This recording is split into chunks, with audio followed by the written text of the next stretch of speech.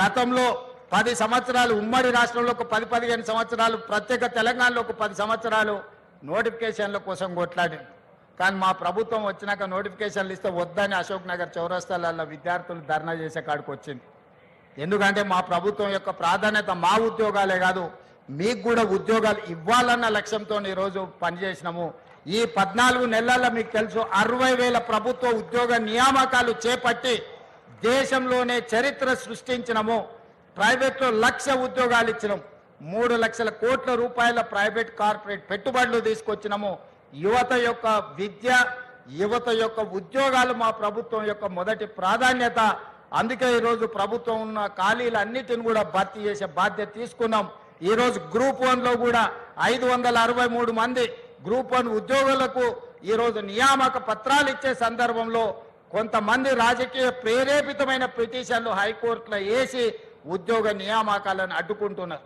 2011లో ఉమ్మడి రాష్ట్రంలో కిరణ్ కుమార్ రెడ్డి గారు నియామకాలు చేపడితే 15 సంవత్సరాలు గ్రూప్ 1 ఉద్యోగాల నియామకాలు చేపట్టలే. ఆనాడు పరీక్షలు నిర్వహిస్తే ప్రశ్న పత్రాలు జిరాక్స్ సెంటర్లలో అమ్ముకున్నారు. మేము వచ్చిన తర్వాత పకడ్బందీగా 563 గ్రూప్ 1 ఆఫీసర్లను తెలంగాణలో ఉమ్మడి రాష్ట్రంలో కూడా అన్ని ఉద్యోగాలు ఇవ్వలే. ఇవాళ ఇవ్వడానికి అంత ప్రక్రియ మొత్తం పూర్తి అయిపోయింది. కేవలం ఒక ఇనెలిజిబుల్ పర్సన్స్ పోయి ఈరోజు అక్కడ కోర్టులో స్టే తీసుకొచ్చి 563 గ్రూప్ 1 ఉద్యోగాలను అడ్డుకుంటున్నారు. దీని వెనకాల రాజకీయ పార్టీలు, రాజకీయ నాయకులు ఎవరున్నారో మాకు తెలుసు. తొందరలోనే ఆ సమస్యను కూడా అధిగమించి తొందరలోనే గ్రూప్ 1 నియామకాలను, గ్రూప్ 2, గ్రూప్ 3, గ్రూప్ 4 అన్ని నియామకాలను పూర్తి చేస్తాము. ఈ ప్రభుత్వం మీద సంపూర్ణ విశ్వాసం పెట్టి ముందుకెళ్తున్న యువతకు మరొకసారి అభినందన తెలియజేస్తూ, ఈరోజు ఉద్యోగాలలో చేరబోతున్న వాళ్ళను మనస్ఫూర్తిగా అభినందిస్తూ, వాళ్ళ తల్లిదండ్రుల కళ్ళల్లో వాళ్ళ ఆనందం, వాళ్ళ పిల్లలు ప్రయోజకులైనరు, వాళ్ళ జీవితంలో మార్పు వస్తుంది అని ఏదైతే వాళ్ళ కళ్ళల్లో ఆనందం ఉందో అది మాకు సంతృప్తినిస్తుంది, సంతోషాన్ని ఇస్తుంది. మా బాధ్యత నెరవేర్చే క్రమంలో మీ ఉద్యోగ నియామక పత్రాలు మీకు ఇంటికి పంపించవచ్చు.